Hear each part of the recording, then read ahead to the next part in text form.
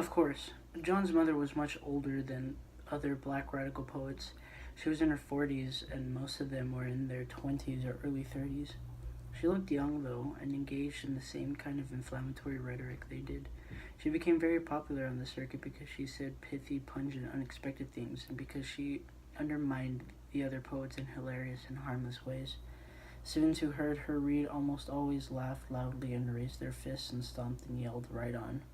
This was extremely gratifying to her because she wanted more than anything in the world a rapper with people younger than herself.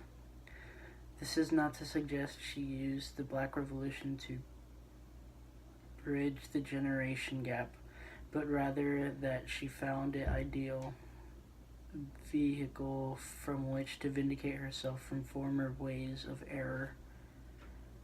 No, she had not, as several of no, she had not, as several of the other poets claimed, truly believed in nonviolence or Martin Luther King.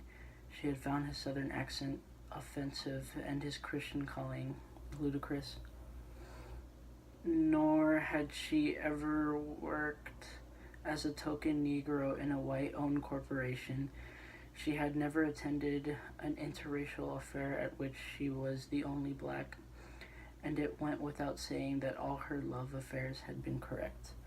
On the other hand, her marriage to a lower echelon post office functionary, who, though black indeed, was not suited for her temperamentally, foundered for many years, and shortly after the birth of a son was completely submerged, and though she was heard from coast to coast blasting and genteel southern college she had attended for stunting her revolutionary growth and encouraging her incipient whiteness, and striking out at black preachers, teachers, and leaders for being eunuchs, Oreos, and fruits.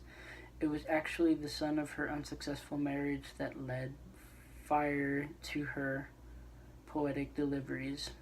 He was never mentioned, of course, and none of the students whom she lectured and read her poetry knew of his existence.